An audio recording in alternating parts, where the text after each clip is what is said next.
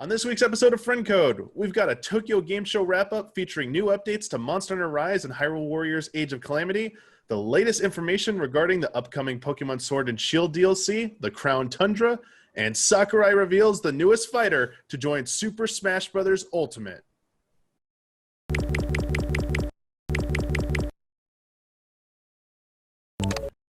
Hello, everyone. Welcome to a new episode of Friend Code. I'm your host, Michael Damiani. This week, I'm joined by Bradley Ellis. Achievements. Thank you so much for doing that for me. And Ben Moore. A hunter must hunt. Hunter must hunt. Monster Hunter is in the air. Ben, I have to say, we will be talking about Monster Hunter Rise. I feel like on Slack and in the Zoom calls we've done in the past few days, you have raised the issue to Bloodworth about, so Blood, any Monster Hunter Rise preview events coming up? I totally mean that as a joke. I don't know. But yes, I would jump at the chance. Absolutely. Your excitement level for this speaks to the positive reception I think this game is getting. And we'll be talking about that in just a minute. We had a lot of news in the past week and a half, pretty much. We had Tokyo Game Show that wrapped up just about a little over a week ago. We got some updates to several games. Most of the biggest ones are probably Monster Hunter Rise and Hyrule Warriors Age of Calamity, which we'll be diving into. This week, we had two Nintendo news drops with a Pokemon Sword and Shield direct or video presentation that came out on Tuesday morning, and we are recording Thursday afternoon, just after Sakurai has revealed the new Smash fighter, Steve from Minecraft, and we'll wrap up with that at the end of the show, so stay tuned for that. But I want to start with Tokyo Game Show. I want to start with Monster Hunter Rise, because I know you've been waiting. You can't. I know you can't get enough of this game, and they showed off a lot, Ben. And I want to know, how did you feel about what they showed off and the information drip they were kind of giving about the kind of the quality of life stuff and the features they're going to be pushing for this game? Yeah, I think just between the Rise announcement and Fatalis dropping in Monster Hunter last night and being brutally difficult, it's been like a total reigniting of Monster Hunter love and passion, and I don't get sick of the series.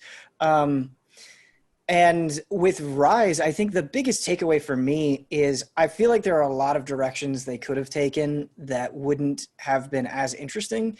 Like they could have just kind of made a world clone, or they could have, done a follow-up to what they have done in Generations and Generations Ultimate. I think it could have been a lot safer. And while there's definitely a lot of stuff here that's very similar to World, I think they're going out of their way enough to really differentiate it and make it its own thing with some of the core mechanics, and potentially very exciting. I think my biggest worry is it being on Switch, just in terms of performance and look and density of the world. But as far as the core mechanics go, obviously I haven't experienced them. I don't know how you're going to be able to use the wire bug in combat exactly, but I think it's promising what they've shown. Sure. Brad, your thoughts on or your initial impressions of seeing this game in action and trailers and stuff? Are you sold on it? So my experience with Monster Hunter is very limited, pretty much just World, but they added dogs, man. Like dog pets. Yeah. And I'm like, super useful dogs, man. That's all I need, bro. And that, what's the new grappling hook thing called again? The wire bug. Wire bug. The wire bug. Yeah, he was using that in midair and everything like that. I was like, dude, this is good stuff. Yeah. Yeah. The Palamute is a really good point to bring up, because you can, in Iceborne, you could ride monsters around, but you couldn't freely control them. Whereas in Rise, not only is it a companion that you're bringing with you into battle, like a Palico, like the cats, but this guy doesn't care about the laws of physics at all. He'll just go up a mountain. Palamute will just go up a mountain at a 90-degree angle. It's like, let's go find those gathering points. Yeah, it definitely looks a great addition. In fact, the demo showed you both with a Palico and Palamute side by side with you at the beginning. Yep.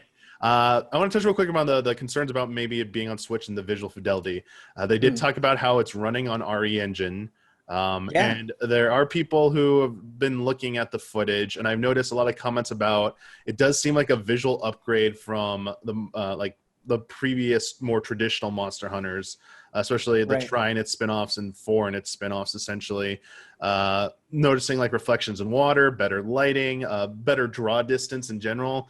But obviously, as you alluded to, when things get a little bit hectic in some of the gameplay parts, the frame rate does seem to dip. So it's taking a performance hit for sure. So I do see that as a valid concern.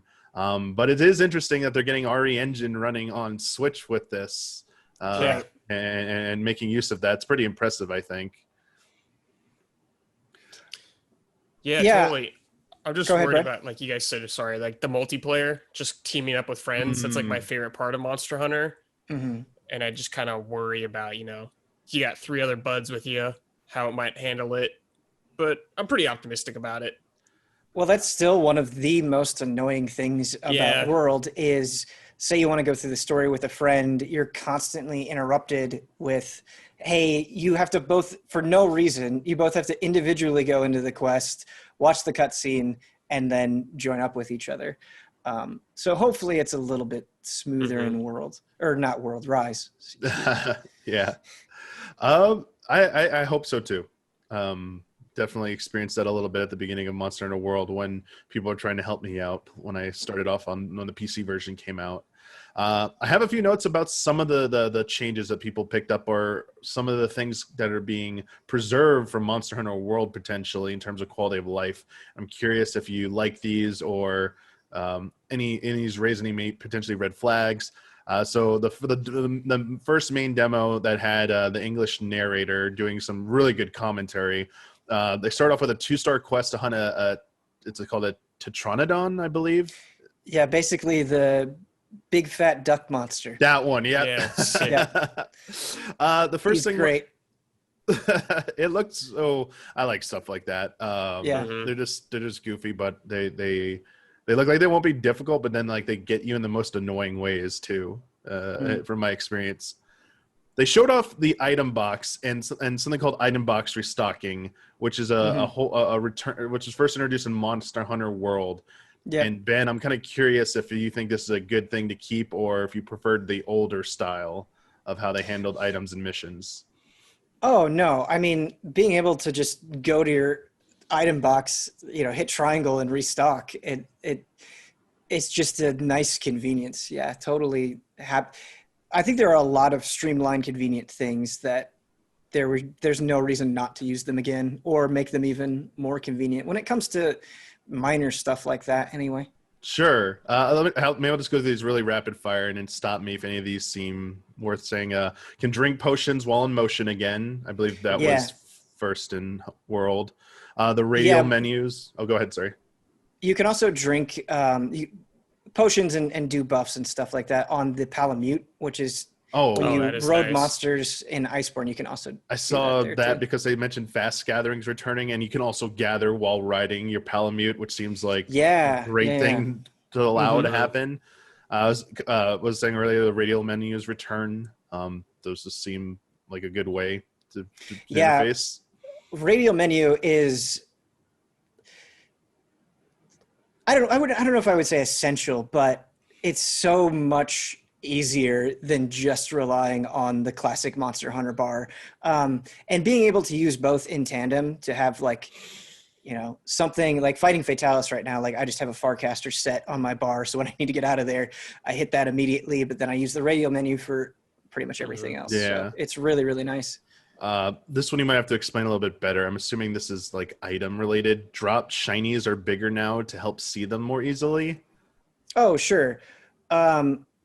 So like when you fight a monster, it will drop things on the ground and you can go and you can pick them up. Gotcha. Okay. So in the heat of battle, I believe that's what it's talking about anyway. Okay. I mean, it seems like a good thing to add in the heat of battle so you don't lose track of that. It's a bigger alert. I didn't pay attention to this during the gameplay, but something interesting to note is like in World, when you're close to something, like a shiny or something or whatever, it'll show up on the side of the screen like, hey, this thing is nearby. Like it'll pop up with its name so you don't miss it. So I would imagine that returns as well. But. Yeah, I think it does, because they also mentioned about the gathering points also show up on the mini map. Like points of interest will show up more easily on the mini map when so you could like zoom it in further to see them very clearly and defined. I guess that was in Monster Hunter World. I really didn't do much of that part of the game. Yeah. I'm ashamed to admit. There was some concern over the in-battle chatter being introduced in Monster Hunter Rise, but it can apparently you can just turn it completely off if it just bugs you. Yeah, so I went through a very fast emotional response to this when during the presentation they were like, "Hey, your person's going to talk way more," and I was like, "Oh no!" Like, "Oh no!" And then they're like, "You could turn it off," and I was like, "Yay!" Yes. So good on them for that option. Thank God. This one's interesting. So you don't have scout flies or paintballs in this one to mark monsters, but there's still a way to mark monsters on the map. I think some people were saying that the presenters said that an owl or bird you send out might be the thing that do it. I'm a little unclear. Yeah, they kind of refer to it as a scouting item, and apparently it's this little owl that you can send out to search for monsters. And World doesn't have paintballs either, but you can once you discover it, it's on your map and you can track it from the map. In World anyway. So all right. This one, I think that's smart. Yeah, it's because the manual part of like aiming and tossing something or setting it to, like, if you just forget in the heat, like I don't know. This seems to be more streamlined, I would guess. Would be my guess to make this easier. Or yeah, I don't really have a problem with the way that they do it in World. I think once you get used to it, tracking, like picking up tracks is not that exciting, but it doesn't sound like they're, as you said, they're not using the scout fly system. I actually don't mind paintballs. It does add some tension to the fight, and it's just something you have to worry about. And when the monster leaves an area, it's like, oh, is my paintball mark going to hold up? And it's just like another layer to the combat, but at the same time, it is annoying. And so, yeah, I'm okay with it. All right. Yeah, most of the Monster Hunter World's games I played, paintball was the way you did it, and it was sometimes a little frustrating, but also, the reward trade-off for actually nailing it. I guess losing maybe some of that. I can see some of the trade-off there for that decision making versus increasing accessibility for the game. This one I'm kind of curious how you feel about. I imagine it's only positive. Is the fewer invisible walls inside the map. So I'm a little unsure about Monster Hunter World. How was this really a problematic at points, or was it just like I saw some people comparing it to Monster Hunter World? Or I'm not sure. Off the top of my head, I'm not thinking of any like constant glaring invisible wall problems. I don't remember. Yeah. But hearing that with the increased mobility that you have in Rise, not running into any instances where it's like, oh, I can't go that way, or I can't, get over this obstacle, is great. Like, make that exploration as flowing, I guess, as you possibly can. I think the final one was they're bringing back from Monster Hunter World you can see the entire sharpness range of your weapon on the sharpness bar instead of the depleting level that had been in the older versions. Right. Yeah, I think that's a strictly good change for sure. Yeah. For both of you, though, they didn't really talk too much about the different weapon types just yet, though they did mention you will have 14 different weapons to pick from. So I'm kind of curious what hopes or expectations you have for the weapons you can use in this. Anything you want to see return? Any kind of new idea that maybe haven't tried out that you'd like them to see maybe? Well, they have 14 weapons right now. So it's just going to be the weapons that you're already familiar with. Okay. Not brand new weapons. Okay. So the big change, and like, I mean, obviously there could be more than this. I don't know, but is how the wire bug, because you can use the wire bug in combat, and what those moves specifically are going to be for each weapon type, and how that changes, like your potential for each weapon and how you interact with the monster. Okay. Yeah. Yeah. I know weapon stuff is like always a big thing they do early on. When they were revealing Monster Hunter World back during its promotional period before its release, I remember being at a San Diego Comic-Con panel. I remember San Diego Comic-Con, geez, where one of their trailers was showing off the different weapons you get to use, and I remember it being a big deal being reported on. So, and I know everyone has their favorite type of weapon and style, but seeing how it's going to interact with the new stuff in this game will be, hopefully will be exciting and what people add a new twist onto already established formula. But I have some Patron questions for the two of you regarding Monster Hunter Rise and Monster Hunter in general here. The first one comes from Tommy Lee. This is a two-parter. First one, Tommy Lee Jones. I'm just thinking of like Motley Crue is sending us a question right now. Monster Hunter. Oh, you want to hunt? Simple question: will Huber slay an Arzuros, the bear monster that gets distracted by honey and from portable third? And slightly more serious question: what monster from any of the Monhun games do you that you've played do you want to see show up in Rise? Good question. Will Huber? I hope so. It's always a blast hunting with Huber, and so I hope he gets into it for sure. I think there were times in World where he just felt behind, and so he felt bad about that. But there's no need. Right. Love hunting with Huber. As far as returning monsters, really good question. I think one of the most exciting things about Rise is already in the little bit that we've seen, there are some weird ass monsters, and I don't think World had enough weird ass monsters. It got better in Iceborne, but it's a lot of like similar types of things, not too crazy. With that said, I really like Nergigante in World, and he was the flagship for World, and I would love to see how a monster introduced in World fares in a brand new game. I think that would be really interesting to see, because you kind of got that effect with seeing a bunch of monsters that were older being introduced into the World style. Now I want to see how World monsters fare introduced into the Rise style. So. Yeah, Nergigante would be my pick, I think. Yeah. In terms of Huber, I'm going to make him kill that bear. I'm going to have to convince him. I'm going to make him get the kill. Like Kratos with Atreus, like all that stuff. I'm going to like, sorry, Huber, you got to put him down. I think Huber could like wrap it around in his mind where he's like honoring the bear. Exactly. Hey, you have to like respects. make it make sense to him. Like, yeah, it's like part of the hunt. Hubert's their culture. It's an honor to go down in battle like that. Heck yeah. In terms of monsters returning, I think this is his name, Dodogama, the blue guy. That guy's like my favorite, dude. He's so like, I do love the stupid, goofy looking monsters the most. Yeah. I just love that guy. Oh yeah, Dodogama it's a great pick. The problem with Dodogama is like, he's just so not a threat, and he's just this adorable little dumb I creature. just love some of the stupid monsters like that aren't even that intense. I just like them being there. Yeah, Dodogama's great. Like, I need to get like a Dodogama plushie, man. I just don't want like too many dragons, you know? Yeah. Like, I feel like we fight so many dragon types. Like, they're cool. Like, don't get me wrong, but like more weird stuff. But it seems like they're doing that, which is good.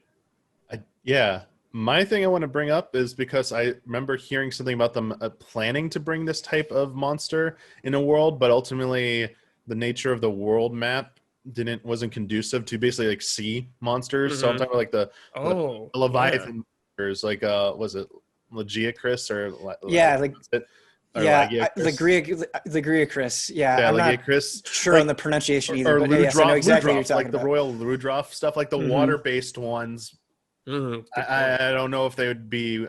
I don't know if Rise seems like it's going to be going in that direction, but maybe a way to dive back into, pun not intended there, the sea-based monsters again in underwater combat. If they want to take another stab at that. Oh yeah, dude, that's a cool idea, man. Damn. It's been a very, very, very long time since I've done an underwater hunt in Monster Hunter. I remember hating them intensely. But it would be interesting to see him take another crack for sure. Mm-hmm. I'm with you there. It brings back bad memories, but maybe it would be better the next time around. For sure. Just to see them try, make something that was pretty much not universally well liked, and turning that around and making it actually something appealing that people actually enjoy would be quite a feat, I think, and a challenge. If they're looking for somewhere to strive to go next. Our next question comes from Straw Hat Ninja. Greetings, allies. Monster Hunter Rise will be my first Monster Hunter game. As a new player, what are some tips and advice you can give? Love and respect.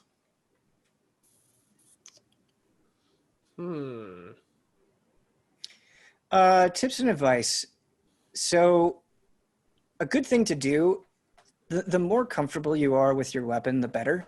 So spending some time, looking at the hunter notes, making sure you understand every facet of what your weapon can do. And it takes a while. It's not like an immediate thing. And then going into training and practicing and being like, okay, here's everything this weapon can do. Do I understand it? Can I do it? Before just like going into a hunt, not knowing what you're doing and then getting frustrated. That'll go a long way. Monster Hunter is also a game of preparation. So the more you can kind of enhance yourself before going into battle, the better off you'll do. You can buff your attack, you can buff your defense. You want to make sure you have plenty of healing items. If you're depending on what you're fighting, you'll want null berries to get rid of things like blights. You'll want antidotes to get rid of poison, that sort of thing. And so that's really good. And the last tip, and this might be the best one, is figuring out the monster that you're fighting, right? So monsters have different weak points that you can break, and then depending on which part you break, different things will happen. Some materials that you need for crafting weapons you can only get by breaking certain parts, or breaking parts, or like plus rewards or something. But anyway, breaking parts will give you special rewards, and it will change their capability in combat. And I'm not sure how it will work in Rise, but in World, for instance, like once you fought a monster and you kind of build up your knowledge of it, you can see specifically the type of damage that it's weak to. And that will help you a lot as well. Yeah, kind of going off Benson, don't be afraid to experiment in this game or be stubborn about stuff. When I first started playing World, that was like pretty much like my real deal. Like I'm finally playing. And I noticed earlier I was getting like set in these ways of like, oh, I don't need this. I don't need to bring this. I'll be fine without it, kind of thing like that. But I quickly realized like you get so much more out of if you take the time to prep and experiment with items, how helpful and beneficial, and not like just how more enjoyable they can make hunts seem. Like that helps Monster Hunter stand out to me as a more unique game with all these aspects of preparation and setting up traps. At first I kind of ignored, but once I actually embraced it, I enjoyed the game's concept a lot more. Don't treat it like a Dark Souls game where you're just like, I'm just going to roll and dodge everything. Like take advantage of what's there and use the tools that the game provides you. I would also say make an effort to hunt by yourself. I think it'll be tempting to, if you're struggling to like immediately get help from other players, and that can be very good. Definitely have that as an option because it's a good way to learn as well. You'll definitely see other hunters do things and you're like, oh, what are they doing? And it can be helpful, but doing it by yourself is the best way to learn patterns, right? And you're going to be fighting monsters, some of them like over and over and over again. And it really is a game of patterns, and you can kind of circumvent a lot of things if you just understand how and when a monster is going to attack.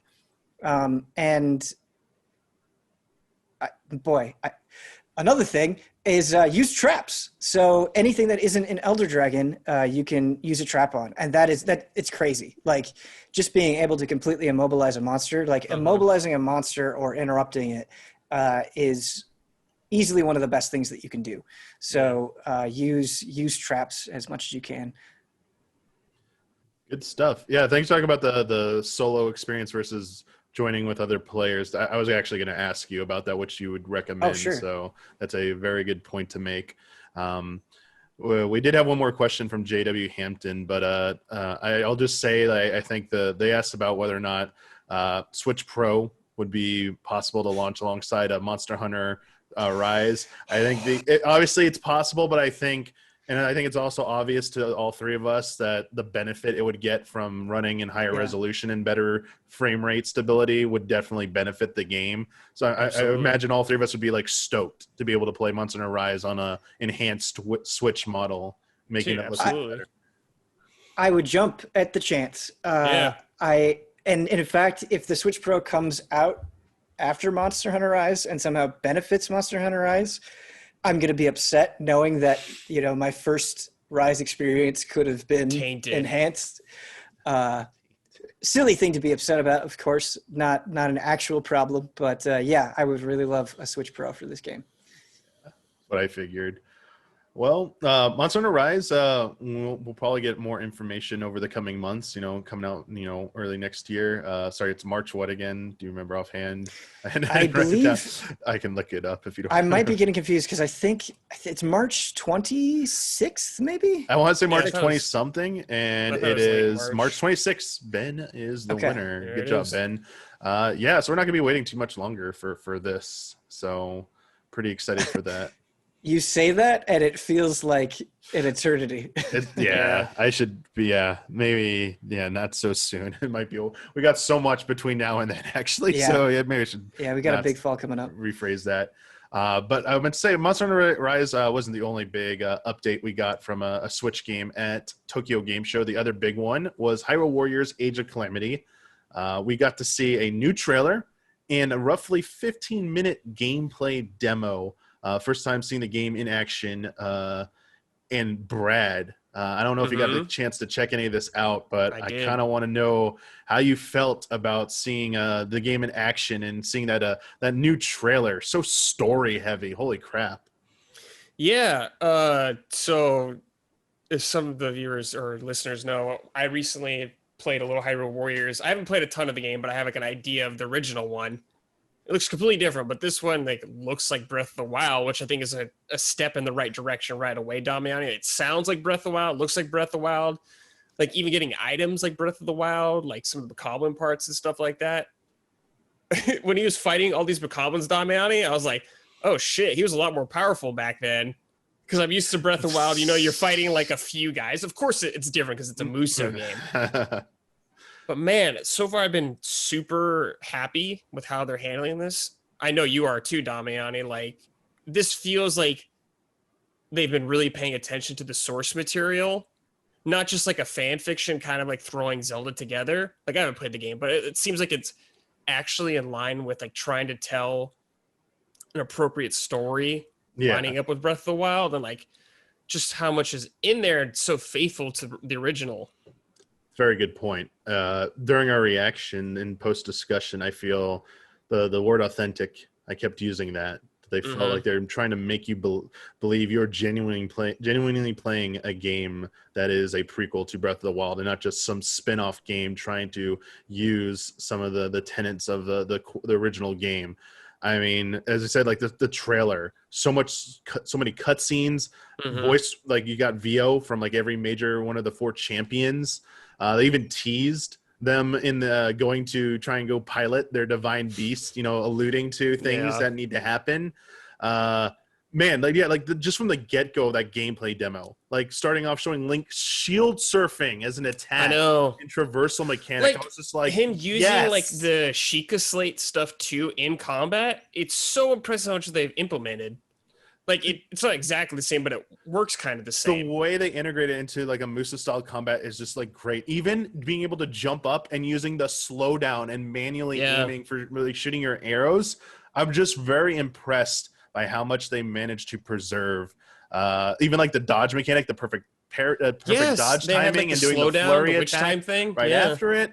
It just looked good. Obviously, there were still things that made it look like a Musou game. Running around the field, there'd be Hyrule soldiers just standing still at times, just doing nothing. I mean, it's not perfect, obviously, but I was generally felt pretty good about what they were showing. in terms of like the environments and the objectives and just like the combat itself. They also give us some new information about your companions. We got to see young Impa being playable. She's using like, a lot of ninjutsu stuff, doing like the seals for the paper bombs, doing shadow clones, doing like kunai tosses and stuff. It's pretty sick. We saw the baby guardian. It summons the tower. The tower, so like, oh, those are where those came from. Damian, when that tower came up, I was like, is that there in Breath of the Wild, that spot?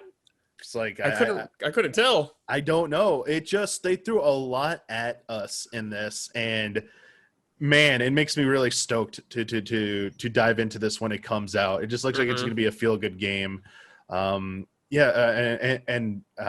I know you have a lot of experience with Muso games as well. I'm kind of curious, seeing more of this now, how you feel about this. Do you generally get the same vibe that kind of like Brad and I were talking about, or any unique things that you noticed that you wanted to point out as well? Yeah. Due to this announcement, I actually went back and continued playing Hyrule Warriors and finished off the main story and was doing some of the Wind Waker stuff. And I really think Hyrule Warriors is a pretty great game. And kind of what you touched on, they already did such a great job in Hyrule Warriors. Playing as Ganondorf feels phenomenal. They do so much to really make you feel like this powerful terror, just in terms of his animation and the kit that he has. And then when you play the brand new character, Linkle, they're just so agile and quick. And, for a game that is a lot about, pressing light attack and then heavy attack in sequence, I think they do a phenomenal job of applying that system to Zelda characters to make them stand out. And one of my favorite things about Hyrule Warriors is the boss mechanics, having to use the different items against the bosses. And then later on, you'll fight multiple bosses at once. And it's like, oh, I got to hook shot this one. I got to boomerang this one. It's great. The one thing that I hope they fix for Age of Calamity is I don't think the music at Hyrule Warriors is the best. Playing it recently, you hear da, da, da, da, da, da, da, da. It's just like on this very short loop, and you're in kind of like these longer battles, and it's just like it's like it's banging against your head. It's just so repetitive. And just that one song comes to mind. So hopefully that sensation doesn't happen in the new one. Yeah, during the gameplay demo, one of the commentators tried to make a remark. Obviously, it's maybe just be a PR move. Obviously, saying like they like the BGM, the background music, saying, "Wow, that sounds really good for just like BGM right now." And honestly, Breath of the Wild has a very underrated soundtrack. It gets so much praise for its sound design and implementation, but the breadth of the soundtrack, essentially how large it is with how many unique tracks there actually are, and the quality of them, I think, gets undersold a little bit through the actual in-game experience. And I feel like a game like Hyrule Warriors is a place to allow those themes to shine, especially with more upbeat tempo versions of them as well, and remixes. So my hope is that they combine those two, and it comes out, because there was a lot of cheesy butt rock stuff in Hyrule Warriors that it's Koei Tecmo butt rock. Yep. Yeah. It was there, and I was like, all right, yeah, sure, I love that stuff. Yeah, but I mean, for something like this, which I feel is going for a little bit more of an elevated experience to lend to the authenticity, I'm kind of hoping and expecting that they do a little bit with the soundtrack. I mean, obviously, yeah, you've spent a lot of time in Hyrule Warriors as well, Brad, and obviously you recently replayed Breath of the Wild, so I imagine you would like to maybe see some of that music, get better I think they should highlight that more. Like, I don't mind some of like the Koei Tecmo like butt rock stuff every now and then, but I think Breath of the Wild's soundtrack is so strong, it'd be a good idea to highlight some more of it. Like, I wouldn't mind if there's a few tracks like that, like, you could shred every now and then, it's okay, but not too much. Sure. Yeah, I mean, it would make sense kind of mirroring the Breath of the Wild style to some degree, because it would feel weird otherwise. Yeah, the tone is like so different.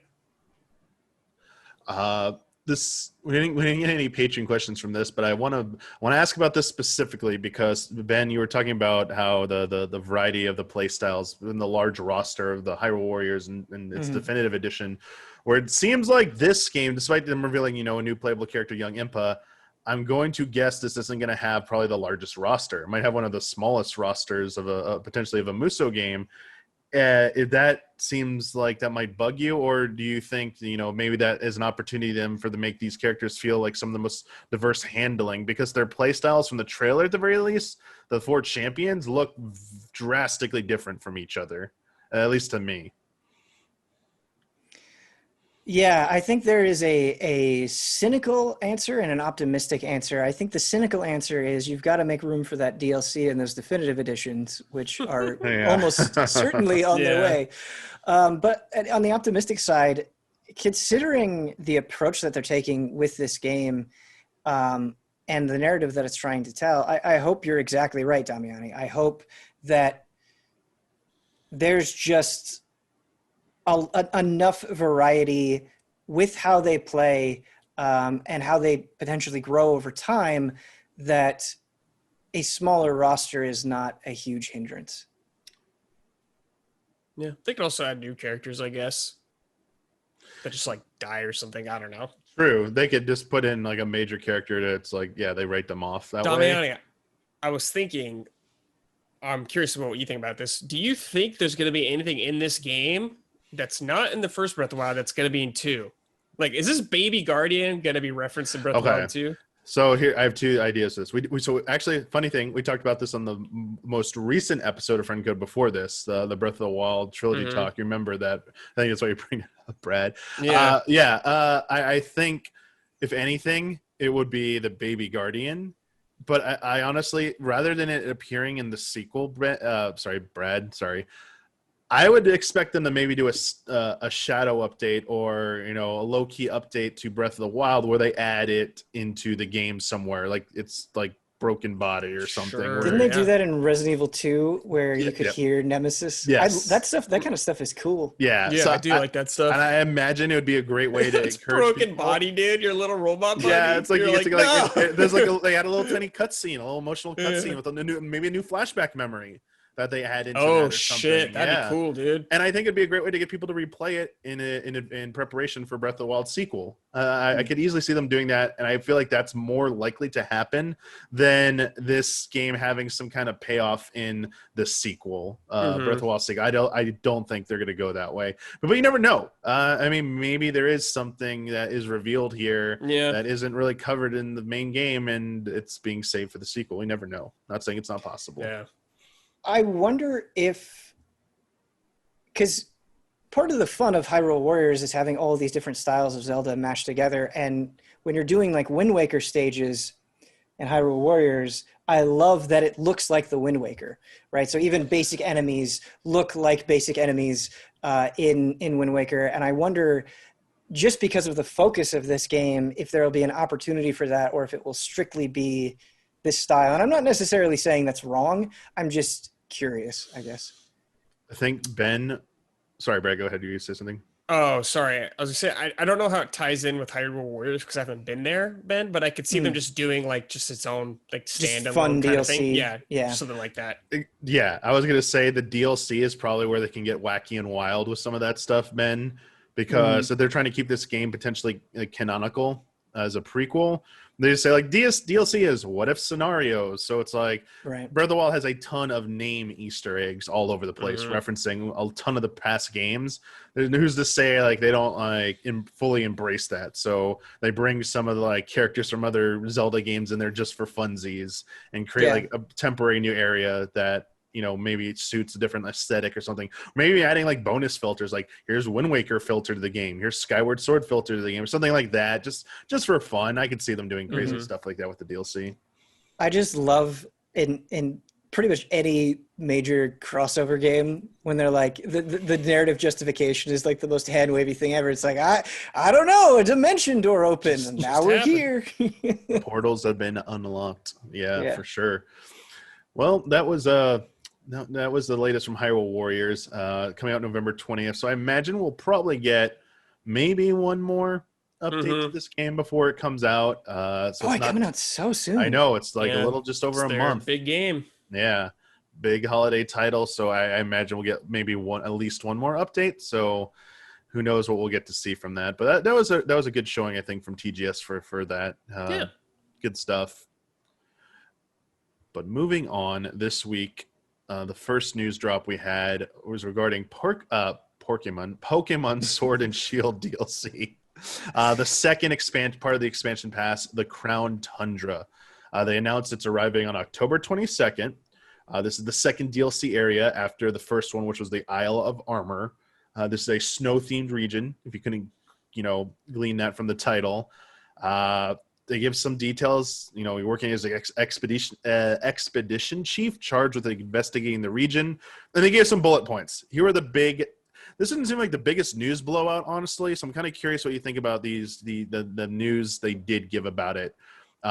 This one might seem like maybe one of the bigger ones.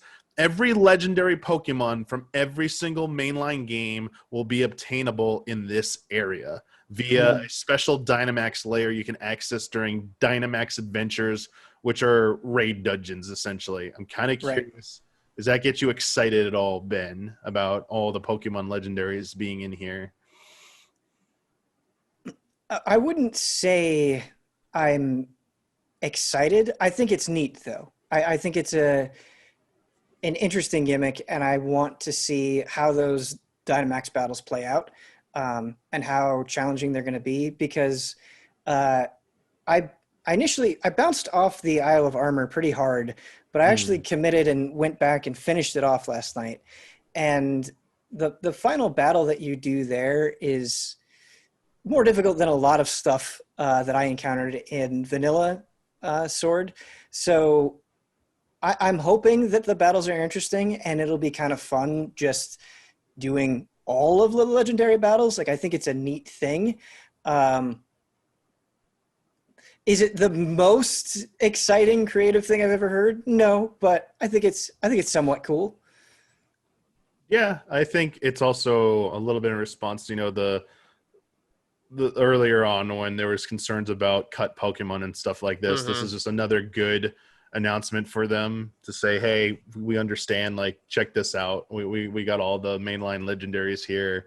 And also I think it's a good way to integrate them into like their new Dynamax adventures, so that it encourages people to try that out rather than just here's a random Dynamax battle you just jump into. So it's pushing one of their newer features. I think that's kind of smart.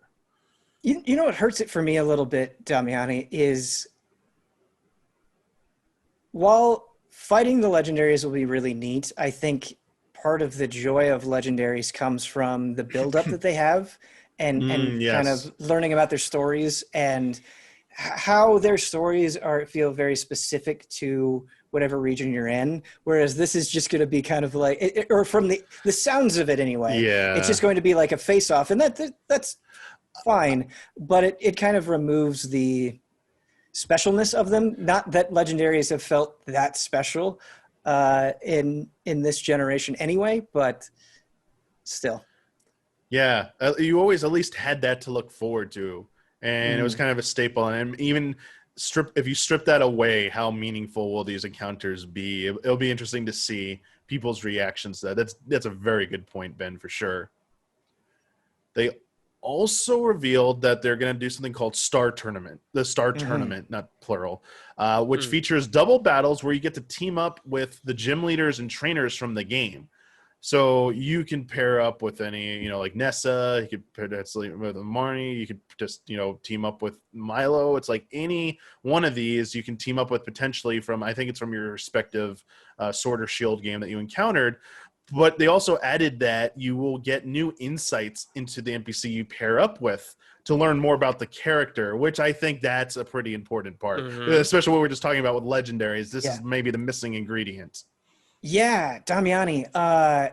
So I'm way more excited about this because I think one of the best parts of this generation is the personality of some of the trainers. And it's almost a shame that a lot of them you encounter so briefly.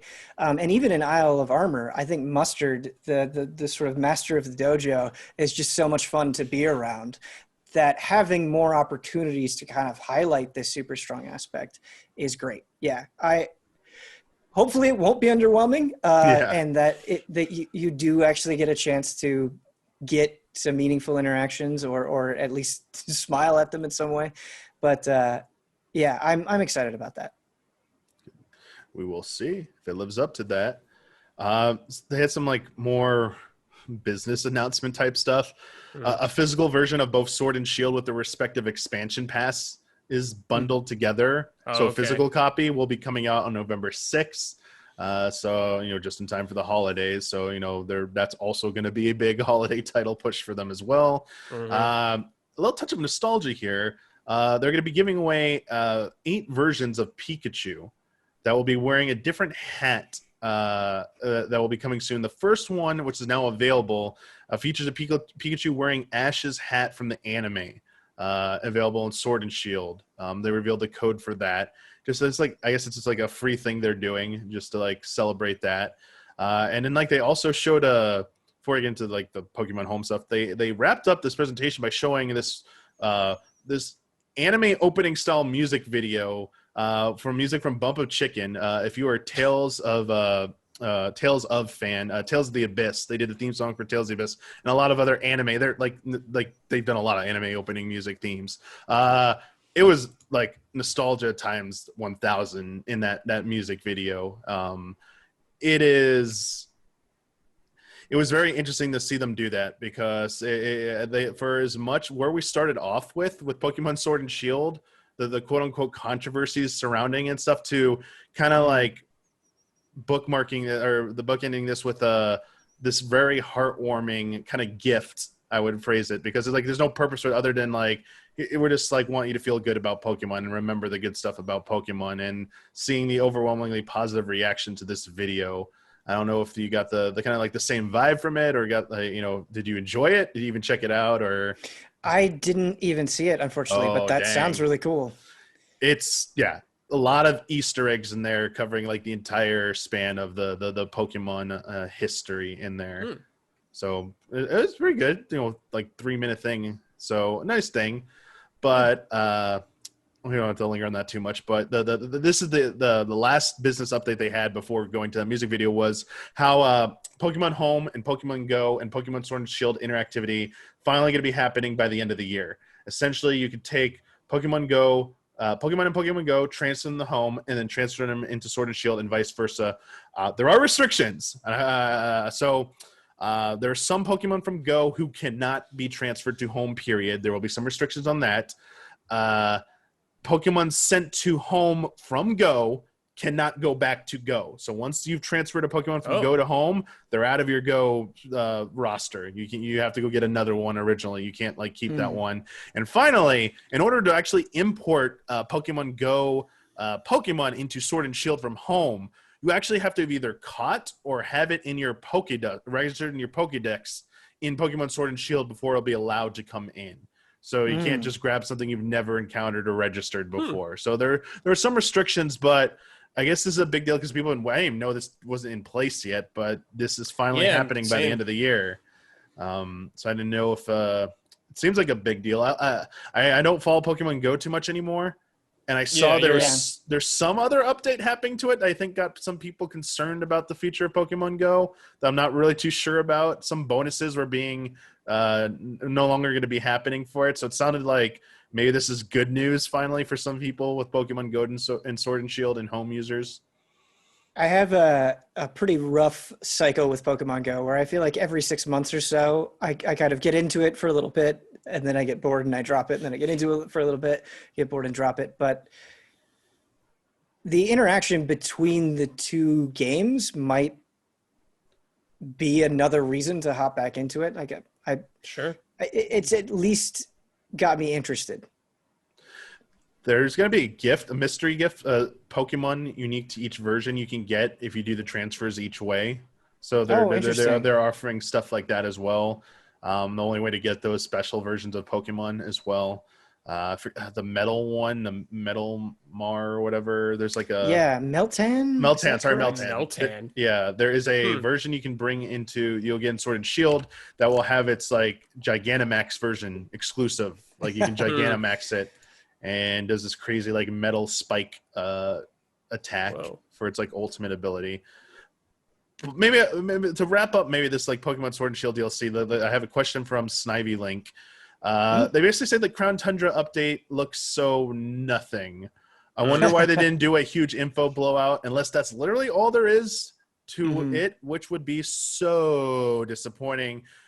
So they kind of put like a wrapper on that. It's like the DLC in general that we've gotten for Pokemon Sword and Shield. Like, do you feel satisfied for it, or do you feel it's leaving you a little bit wanting at this point? No, I think Snivy Link kind of sums up the whole attitude around Sword and Shield, and haven't played Crown Tundra, right? So opinion is off. But as far as Sword and Shield and the Isle of Armor go, it's serviceable.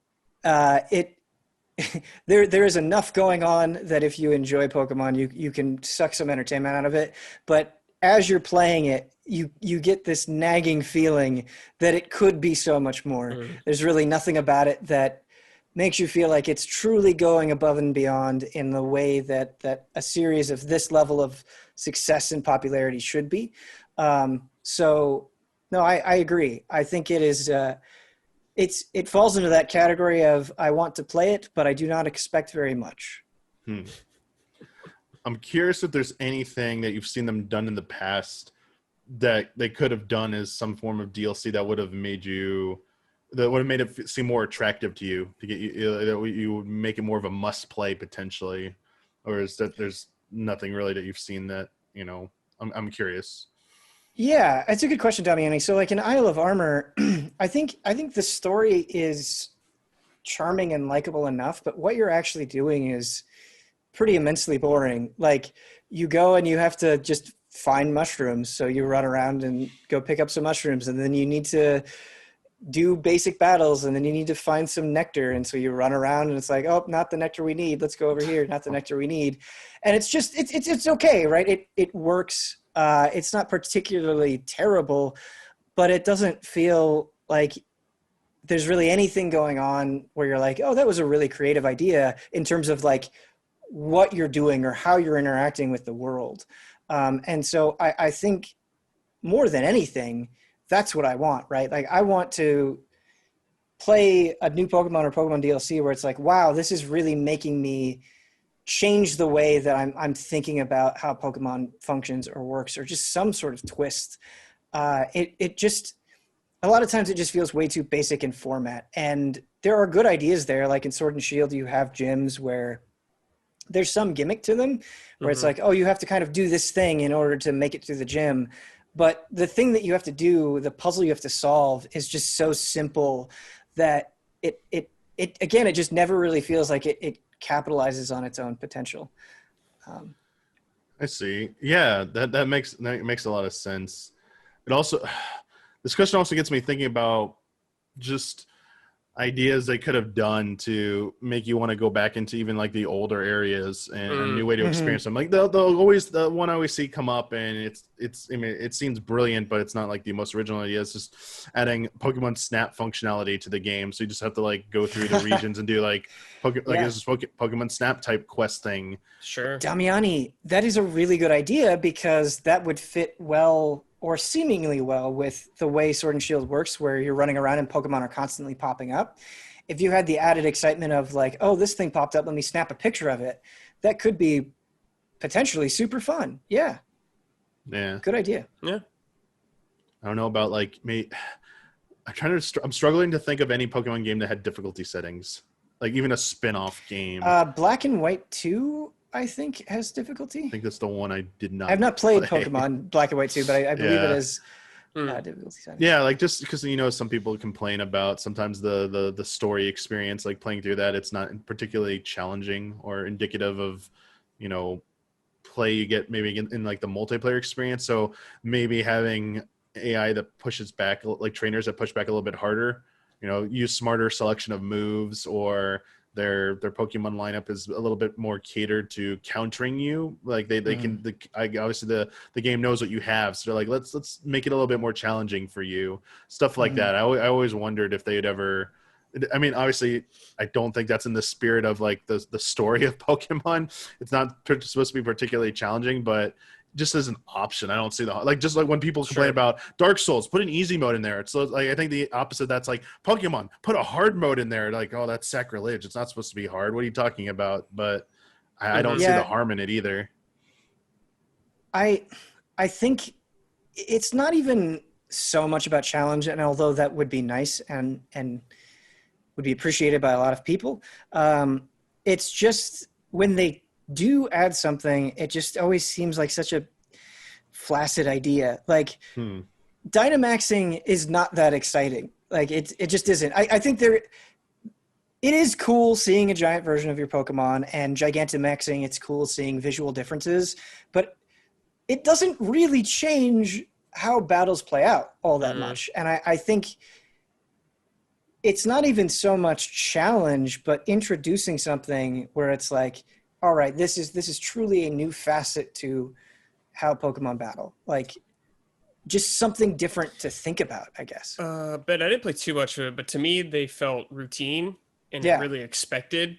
I kind of wanted them to feel like more surprising when they actually happen, more like a big deal. Right. Like when I was playing, I was like, okay, well, here comes this. Now I'll do this kind of thing. Right. Yeah. No, there is a lot that is routine. And I think the things that are not routine are kind of undermined in some way. And so like wild areas are a really good idea. And to Isle of Armor's credit, it is just kind of this gigantic wild area, and it is fun running around and just seeing Pokemon catch up and going around and collecting Watts and getting into battles and all that stuff. But just visually, it just doesn't look very good. There's not really it just looks so flat, and then you connect online and you just see other players like lagging across your screen, and it just feels compromised, I guess. Right. And it's disappointing because in your head, right, you have that beautiful open-ended multiplayer Pokemon experience, and this just oftentimes feels so far removed from that that you feel a little disappointed. Yeah, I definitely think they could improve upon that stuff.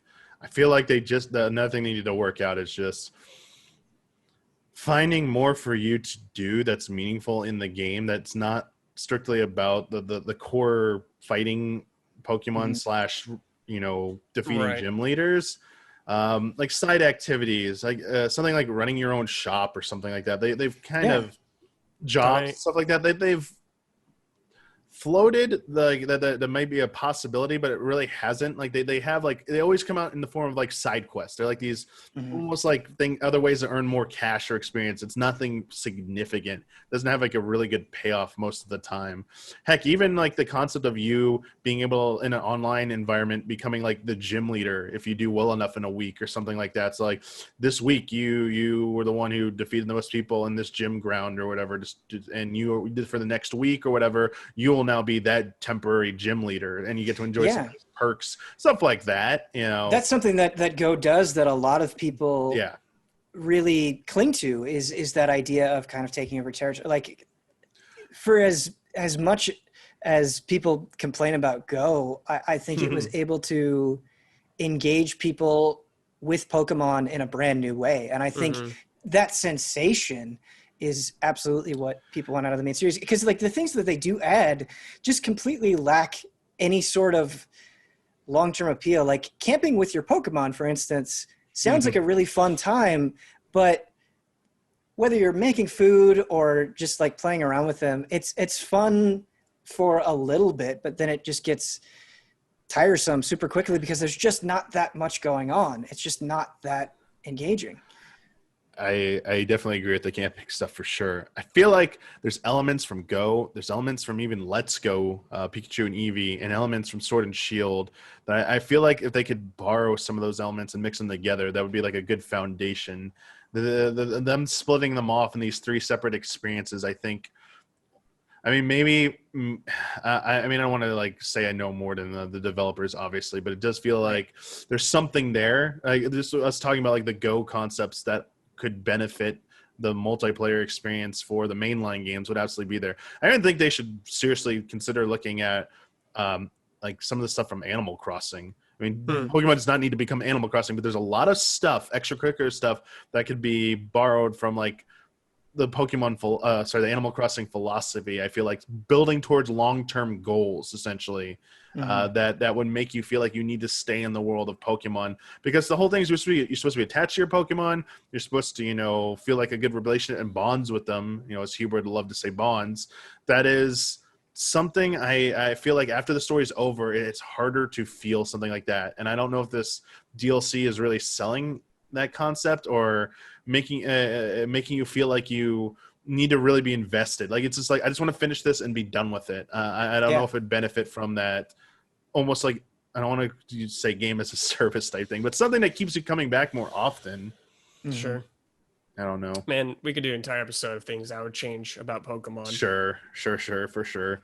But we do have one more thing we're going to talk about, and I think this is the highlight of the show, the biggest news drop of the week. We finally got a new fighter revealed for Super Smash Bros. Ultimate earlier today. We were recording on Thursday. Steve and Alex from Minecraft are joining Super Smash Bros. Ultimate. Also, Zombie and Enderman will be joining as well, getting a special Minecraft-themed stage. And during this trailer and the post-game talk or post-trailer talk from Sakurai, revealed the amount of work that went into this. Sakurai said at one point, every single stage in Smash Brothers had to be adjusted and touched up to account for placing Minecraft blocks in them. Oh, man. Core gameplay mechanic of the Minecraft characters. It was just a trailer and some information at the end. A deep dive is planned for, actually, this is episode where you're watching it when it goes up live on Friday, today, if that's today for you.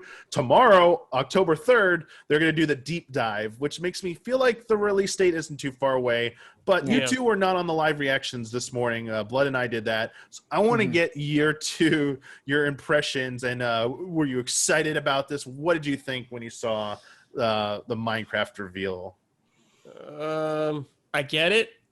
I understand why he's in the game, but it's not really appealing to me. Like, I totally understand why he's in the game. Minecraft's huge and everything. Like, I'm sure they'll do a killer job with how he's handling the game, because they do that. But I just it's just not someone that I would personally want or pick for it. I echo Brad's sentiments. Unlike everything else that we've talked about in this episode, I just don't have that emotional attachment to Minecraft. I have respect for Minecraft. I've enjoyed what I've played with it, but it's never been the game that has hit me the way that it has hit millions of other people. And that is totally fine. However, what I will say is I like how much Steve clashes with every other character visually in Smash Bros. Ultimate. I think a lot of these characters that they've added blend a little bit more seamlessly in. Like Byleth kind of slides right into the existing roster of Smash Brothers. Like touch them up artistically to fit in or blend in. Yeah, and I think Min Min kind of blends right in, and that's fine. That's not even like a huge criticism. But when you see Steve fighting these other characters, it's very different than anything else that you've seen in Smash Brothers before, just because Minecraft is so visually distinct. And I do appreciate that as a fan of Smash Brothers. I mean, that is such a good point, Ben. I think people are picking up on that as well, for sure. That rather than trying to make Minecraft bend to the will of Smash Brothers, Sakurai's like, no, we're making Smash Brothers bend to the will of Minecraft, because the Minecraft universe is a very distinct look. And I think keeping it as is, like seeing some of the screenshots revealed, the still images, you just post them. People think, oh, this is Minecraft. What are you showing me? Why are you showing me a screenshot of it doesn't, unless you add in the Smash characters, you're like, wait a second, this is just Minecraft. It's just so, it's a testament to Sakurai and his team's the work ethic and their meticulous nature to preserving it. Like this really is a celebration and a preservation of gaming history. The Super Smash Bros. Ultimate. it just never ceases to impress me. Like, I feel like even if you were disappointed by this not being the fighter you wanted, I feel like it's insane if you don't have at least some respect for the work they're putting in to make this happen and how good it looks to still look like Minecraft in a Smash Brothers game, and the magnitude of this. I don't know if it was the reason why, but people were claiming Twitter went down because of this announcement, that it just like broke the internet. And I've seen people like joke that, oh, this is like our like older gamers boomer test. If you can't just like if you can't leave it alone and be like, if you be grumpy, but if you start shouting at people that you are unhappy about this, it's, you know, obviously younger generations are going to be possibly be thrilled about this.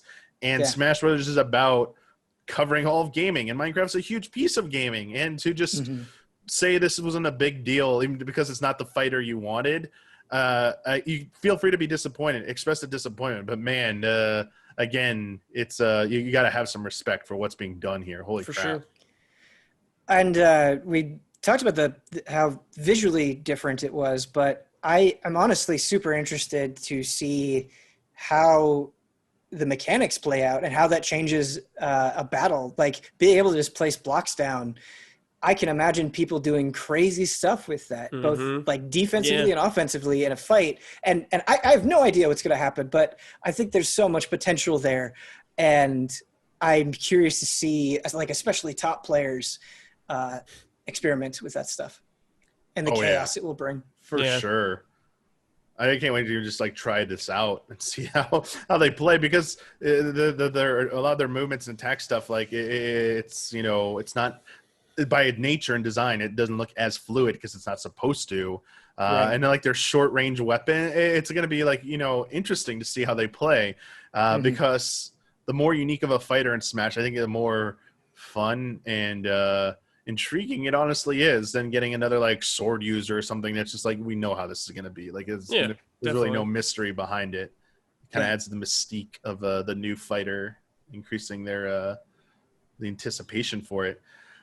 I will ask this before I ask the obvious question. I want to ask this question first about Nintendo's relationship with Microsoft, because this is now the second Microsoft property that has been dropped into Smash Brothers. Minecraft being this one, and the first one being Banjo-Kazooie, which is a rare game, which has been owned by Microsoft for almost 20 years now, but did have origins with Nintendo, obviously. I'm curious if there should be anything, and obviously there's other things going on, like Ori and the Will of the Wisp just finally got released on a Switch, and obviously the first game got a Switch port. Like Microsoft and Nintendo's relationship, there has been support there, especially Microsoft stuff appearing on Nintendo. I'm wondering if do you think this is like kind of the extent of it? Do you think this might mean anything more in the future? And potentially to tie into the more obvious question that will be asked in terms of like what other fighters want to see, let's cut it off to start here. Do you think we might even see another like Microsoft character, a third Microsoft character, get representation here with this relationship between Nintendo and Microsoft? You might see Microsoft's Doom in Smash Brothers. That's true. God, yeah. I forgot about that. Yeah. Doom Skyrim, man. I mean, even like Master Chief and stuff, people are like, that's one of the more obvious picks to have the wide representation of gaming captured there. But I mean, from a business side, I mean, if it doesn't really mean anything more to you, that's fine. But it does feel like there's potentially, this is building up to something potentially, whether it's, you know, Microsoft services, potentially Game Pass and or their xCloud, wrong rumored to be making an appearance on Switch at some point in the future. Could this be, you know, more indication of that? Or what do you have any kind of expectations of the announcement? I don't know, man. Like it does, I just don't see Nintendo stuff being on Microsoft's like consoles more, because like as far as I'm aware, there's not really anything that they've put on there that's Nintendo. It's always Microsoft just kind of like putting their stuff on Nintendo. I don't know if there's necessarily like a build-up Damiani with this. I kind of think that Microsoft's just really down with their characters being in Smash. They're like, oh, hell yeah, you can use our character. Yeah, I can see. I mean, it could just be that for sure. Absolutely. I don't think it is generated any expectations in me, but they have been very friendly to each other. And if what you're saying, right, Game Pass making some sort of an appearance on Switch, it's getting to a point where that wouldn't shock me, right? That in my mind, that seems somewhat plausible. Yeah. Those are perfectly fair and rational assessments. I think that's all I'm personally like alluding to there. Like, I don't think you're going to see Mario. I didn't. Yeah, I actually didn't mean that either, Brad. I don't mean to apply like a Nintendo property to appear on Microsoft. I just think it just shows how on friendly terms these two companies are, that they're willing to do this. Which I want to flip this around to, there is something that's not represented at all in Smash, which is Sony and Sony's history. I know Nintendo and Sony don't have like the strongest relationship with each other. I think they have mutual respect. Do you would it be that shocking to see something like a Ratchet and Clank show up in Smash Brothers, or would that be more shocking to you than like a Microsoft property? I mean, at this point, it'd be more shocking because Microsoft already has stuff in there. Yeah, I like think about Sony's IPs and like what they would want in there, maybe. And I can't think of anything like recent. Like maybe they'd say, "Oh, Sackboy would fit in," but that's not what people really want from it or something like that. Like it'd be cool. Like it'd be awesome if Kratos was in it or something crazy like that. But I don't know. For sure. I mean, that would be amazing. I don't think that's gonna happen, but no, I don't think either. But yeah. Yeah. It just doesn't seem to be the strategy that Sony is taking, where they're really, for the most part, holding on to the very valuable IP that they have tightly.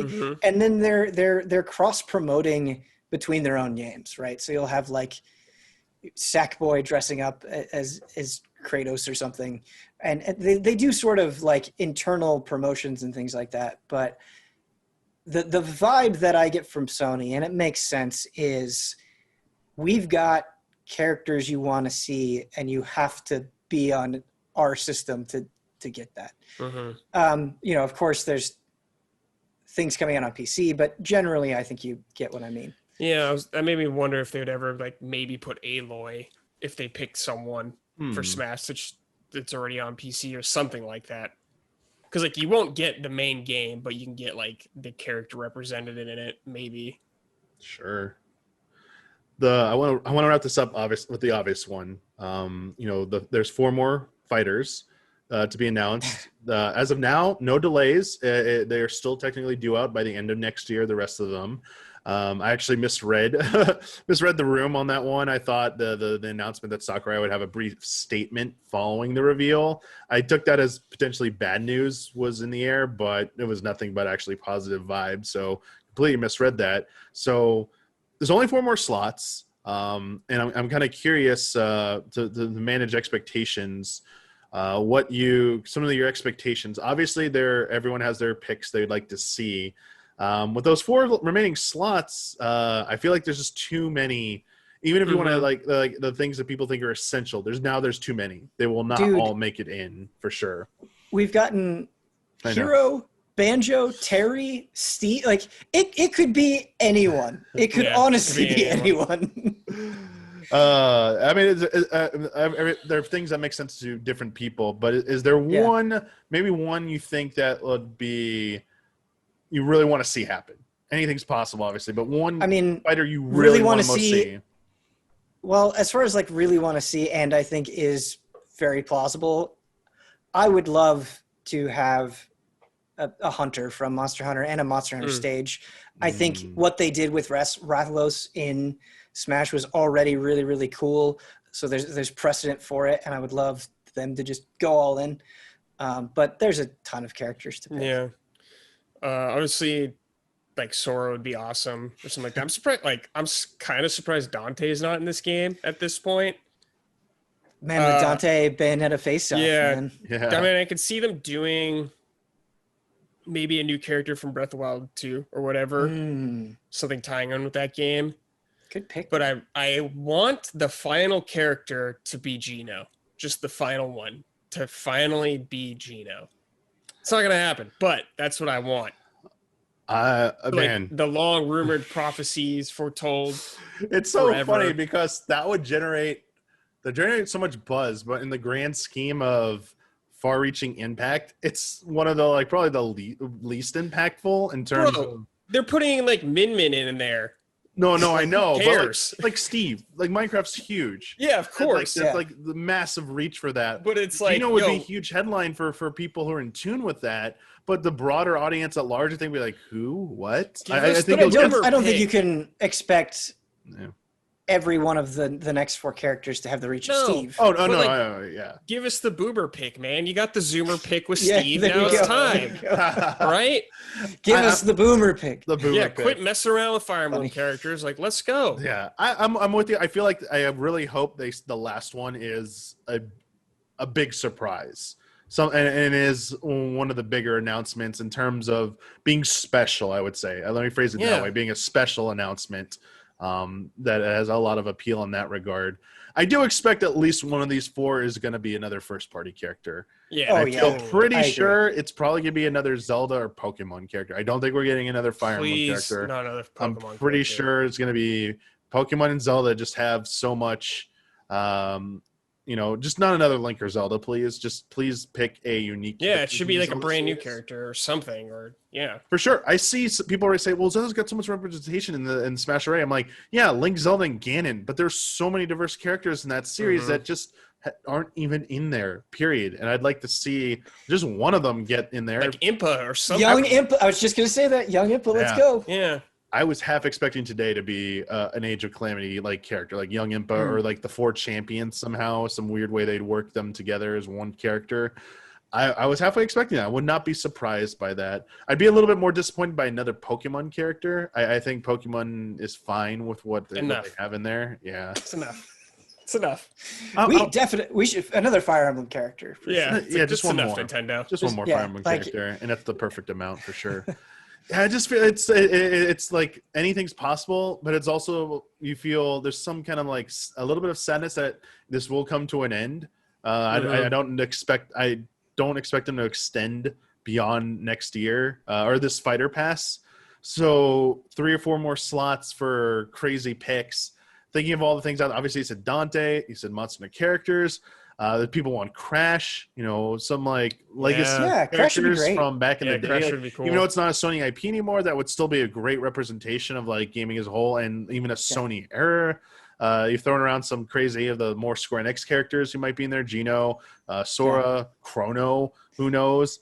I mean, what's funny, Damiani, is I'm sure there's going to be comments like, "I can't believe you didn't mention X," and it's like, well, that could go on forever. Yeah. This thing like Doom Guy obviously is a big one. Master Chief, no Zero still, dude. Zero, even from fighting games like a Mortal Kombat character like Sub-Zero or Scorpion. That would be insane. To have Street Fighter versus that would be insane. Have Street Fighter versus Mortal Kombat like breaking barriers. There's just so much potential there, and Mortal Kombat and Smash would be insane. There's only 4 more picks, dude, and it's insane. How's there only one Mega Man character in this game? What's happening? I love this. What are they doing? It's like they give you so much, and we're still like, why? But like, you give me like, I don't want to be one of those guys who like, calm down on the Fire Emblem and Pokemon, dude. For God's sakes, like, give me another Mega Man character. Dude, put Zero in the game. Like, why is Zero not in the game? This just makes me wonder why they just don't keep supporting this game for like 10 years. When companies talk about supporting a game for X5 or more years, and we kind of laugh like good luck with that. To me, Smash Brothers is like, this is one of them that this could go on for a long time. Because there's so much to want.